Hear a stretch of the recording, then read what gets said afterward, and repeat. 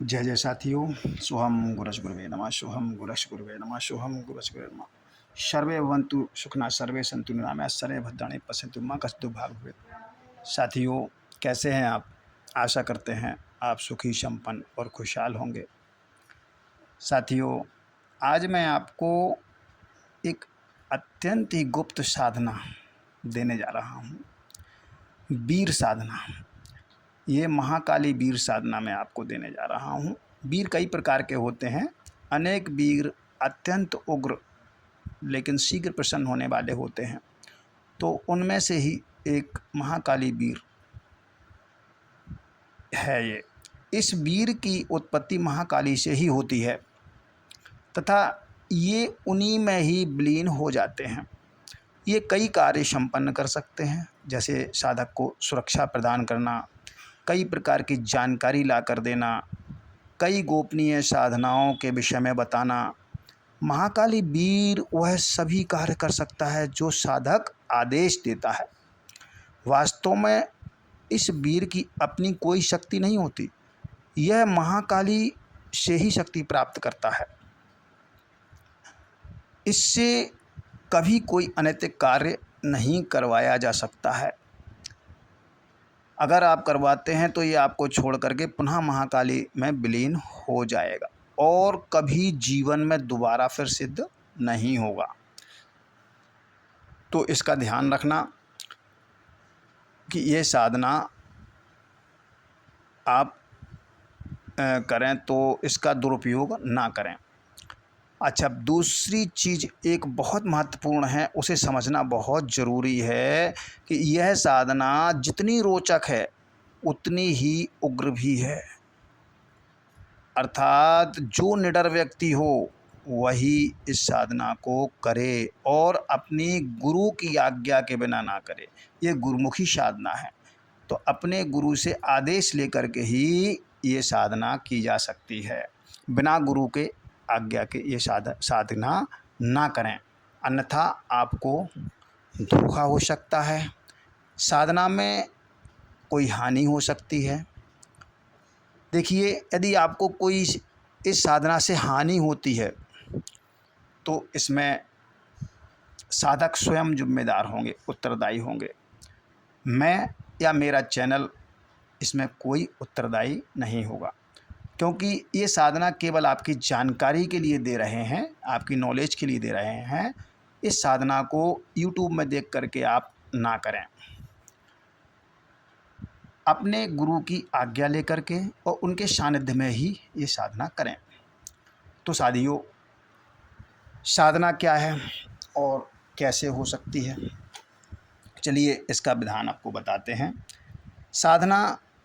ये साधना आपको शमशान में या निर्जन स्थान में या नदी के तट पर करें तो ज़्यादा अच्छा रहेगा। अगर ये संभव नहीं है, अगर आप अपने घर में करना चाहते हैं, तो जब तक ये साधना चलेगी तब तक आपके कमरे में कोई दूसरा व्यक्ति नहीं आना चाहिए।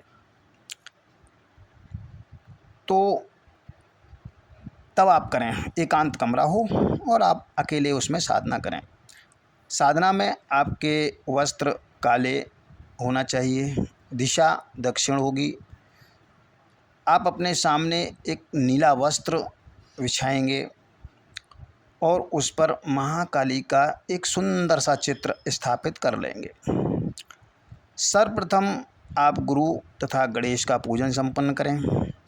अच्छा, एक बात और ध्यान रखें, इसके पहले आप महाकाली के मंदिर में जाकर के उनसे एक वीर मांगें कि हमें आप अपना वीर दीजिए माता, और हमें आपके वीर की सिद्धि करनी है, महाकाली वीर की, तो वो हमें आप दे दीजिए।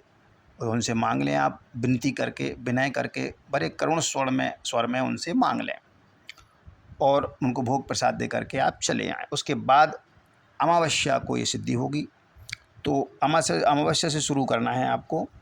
तो सर्वप्रथम आप गुरु तथा गणेश का पूजन संपन्न करें, फिर अपना सुरक्षा घेरा, किसी अच्छे मंत्र से सुरक्षा घेरा जरूर खींच लें और अपना बंधन और अपना सुरक्षा घेरा के अंदर बैठ करके फिर आप ये साधना करें।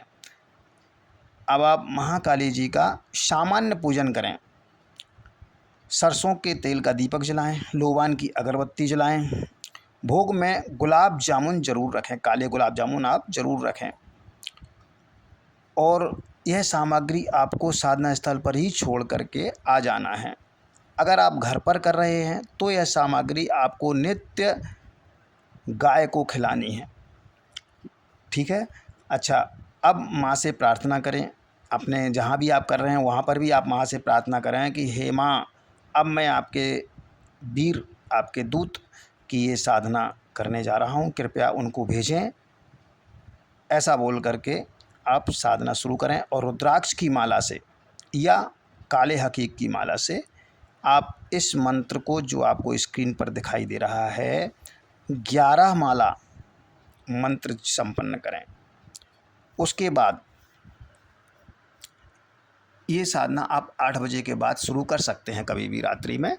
तो उसके बाद आप क्या करें, 11 माला जब आपकी हो जाएं तो आप महाकाली के चित्र को देखते हुए लगभग 1 घंटे इस मंत्र का पुनः जाप करें। और ऐसा आपको 41 दिन तक निरंतर करना है। अब क्या होगा, बीच में आपको कई अनुभव होंगे, यानी 30-35 दिन के बाद आपको अनुभव होना शुरू हो जाएंगे। लेकिन आप डरें नहीं।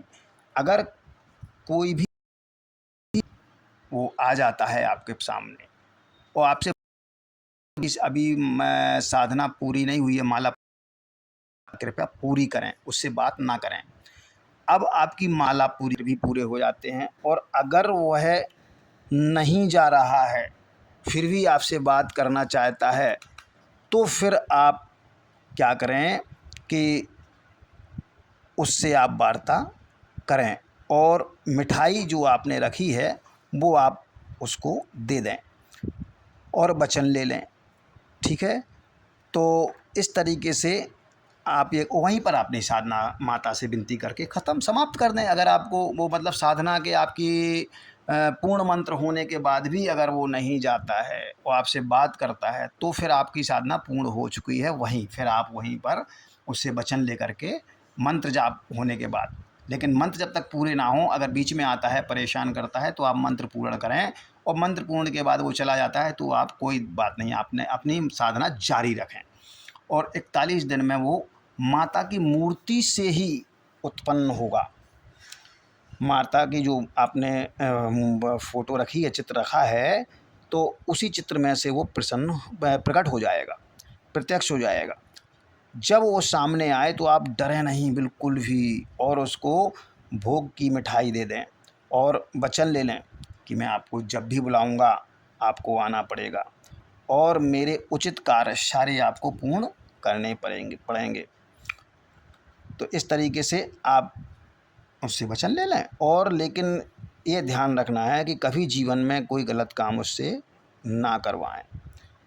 तो ये साधना थी, मैंने आपको पूर्ण बता दी है विधि विधान।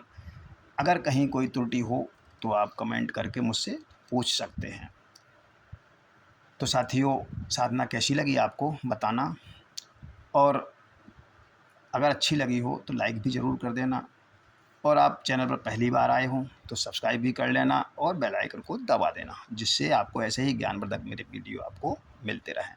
चलिए, आज के लिए इतना ही। मिलते हैं किसी ऐसे ही ज्ञानवर्धक वीडियो के साथ। जब तक के लिए जय महाकाली, जय माता दी, जय माता दी, जय माता दी।